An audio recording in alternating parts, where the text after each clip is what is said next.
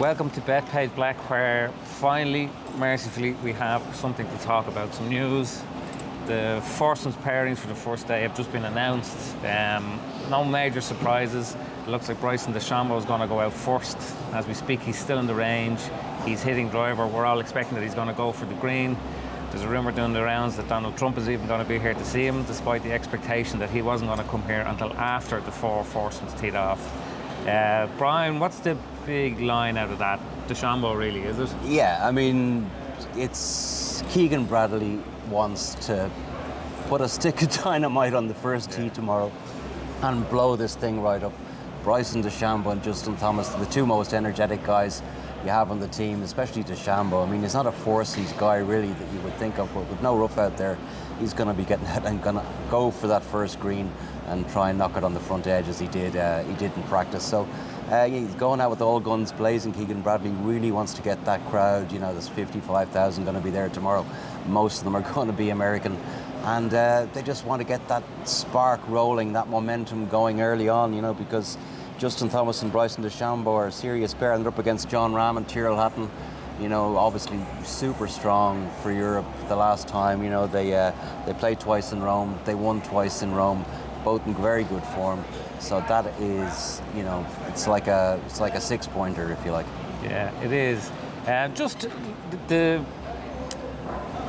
home teams have dominated the Ryder Cup, but specifically they've dominated the foursomes. Like, what is the dynamic at play there? Why? Yeah, they've dominated the foursomes. I think it's the last 9 years in a row. I mean, Europe last time won 4-0 in the foursomes the first day, and it really, you know, put America really behind the four ball. It's difficult to say. I suppose it's the crowd support, you know, the pressure that you're under as an away player trying to play, you know, with another person on their ball. So I think it's more of a support thing more than anything else that, you know, the local crowd really seems to get behind a foursome. Match 3 tomorrow is Rory McIlroy and Tommy Fleetwood, who have a brilliant record against Harris English and Colin Morikawa. One of the American golf data websites had crunched the numbers and had put together a ranking of the most to least effective partnership by stats. And the least effective possible partnership for America is Harris English and Colin Morikawa. That's a must-win one for Europe, isn't it? Well, it's McIlroy and Fleetwood. If they take down McIlroy and Fleetwood, that'd be a huge blow. Obviously, you know, to Luke Donald, played 2 in Rome, won both. But I mean, Morikawa is a fantastic iron player, and Harris English doesn't make very many mistakes from tee to green. So they're not the greatest putters, neither of them really. You know, especially Morikawa. So it's an unusual one. But obviously, Keegan Bradley's seen something in those two. They get on very well. He just feels that they're two very, very strong guys to put together. So it'll be an interesting, I think, Europe, especially with that start. When you got Aberg in the second match, it's Scheffler and Henley against Aberg and Matt Fitzpatrick. So, you know, Europe will be up against it there as well with Scheffler and Henley. Henley, fantastic putter, and Scotty Scheffler, obviously best player in the world. So, you know, if we're down early in those first 2 matches, the pressure will be on McIlroy and Fleetwood, and maybe they think that they can, you know, they won't be expected to win. Morikawa and English, and I might put a little bit of extra pressure on McIlroy and Fleetwood. Yeah, no Shane Lowry for the morning foursomes. Yeah. I followed Shane with Rory this morning. They played the first as a 2-ball. Rory nearly drove the first. Then Shane nearly holed his approach from 30 feet. They both birdied it. And then Tyrrell Hatton caught up with them on a bogey on the second. Rory came in for a bit of kind of, it was more heckling than anything else from the American fans. I think they were nearly sort of playing up to the expectation. And Rory was stopping for autographs and this sort of thing on each tee. So he does seem to be very comfortable out there. Just on Shane, we kind of expect now that he's going to be paired in the 4-ball with Rory tomorrow afternoon. Is that your read of it? Yeah, I mean, you know, Luke Donald was asked, is there a possibility that somebody could be sat out all day? You know, so there is the possibility that somebody maybe might not play on the first day. But I think the breaking up the partnership with Straka, probably not a massive surprise considering, you know, Straka, you know, his wife, you know, they had a premature baby. Hasn't been playing very much, which he hasn't been playing his best. You know, Shane in foursomes as well.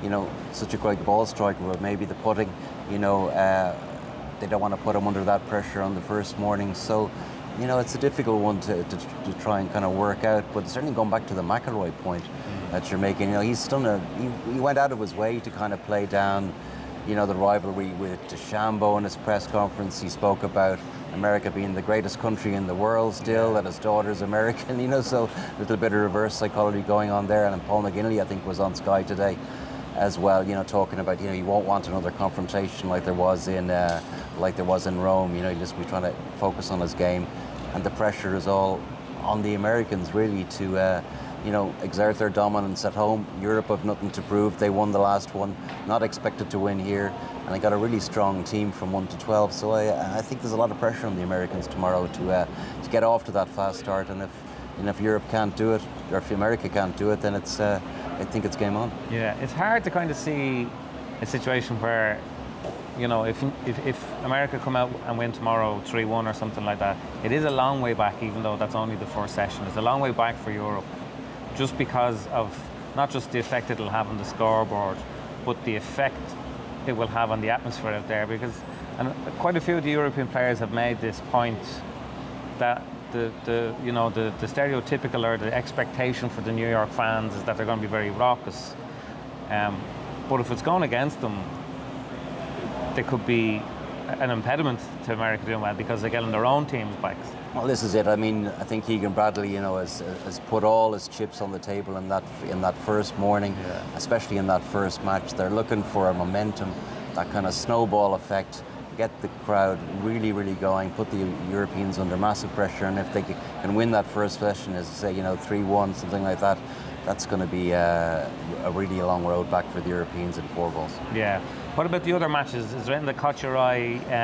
Just here in the press centre, we were all doing our predictions for what will come up. I can't remember a Ryder Cup before where the pairings were so predictable. Maybe that's a kind of a legacy thing from the European team being so settled from 2 years ago. But there was no real surprises in it. No, well, there's split up a couple of them. I mean, Robert McIntyre is a different player than the guy that turned up in Rome a couple of years ago and was a rookie. You know, he's an established player now. You know, he could easily have won the US Open, could easily have won the FedEx Cup or the Tour Championship. You know, he's playing with Victor Hovland, who said he had the best range session of the year yesterday. He seemed very confident in his game. And, you know, Xander Schauffele hasn't had the greatest of years. They're playing Schauffele and Patrick Cantlay, obviously, you know, the Iceman for the Americans. You know, they've a mixed record, 1-2, lost 2. Yeah. So I think that's a very strong anchor pairing for Europe there, you know. So I think that could be, you know, vital for Europe to get something out of that last match. Yeah, I was reading today that something like 40% of foursomes matches go the full 18. I don't know, did you pick up anything about the course out there as to, you know, which is going to be... I remember listening to Rory McIlroy when he did an interview last year with Paul Kimmage just after the last Ryder Cup, and he said that in the Ryder Cup, if you win the first hole, there's almost a 70% chance historically that you're going to go and win it. Yeah, 18-hole match play. You know, they are sprints. You know, and if you can get off to a good start, it really is hard to get holes back. But in foursomes, the thing with foursomes is, you know, it's very volatile. You know, it's very easy to make bogeys. And suddenly lose 2 or 3 holes in a row and, you know, get on a bad roll. So, you know, in 4 balls, it's a little bit more dynamic in that way, that there tends to be bigger wins. But we saw last year, you know, Scotty Scheffler and Bryson DeChambeau, Brooks Koepka getting beaten 9 and 7 in foursomes. So you can rapidly end up on a very slippery slope as well and get beaten quite heavily. But generally, they tend to be quite tight.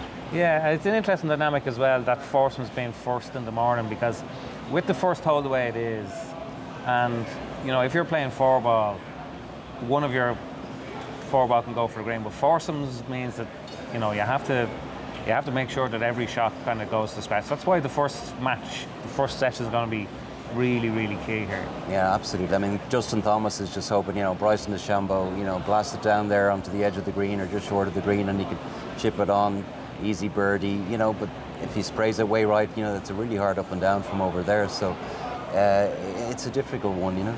Yeah. Well, that's it. All the talking, thankfully, is almost finally over. So we'll be back in the morning. We'll be here. The Ryder Cup will be here. Trump will be here. And we'll be back to review it all after it's over.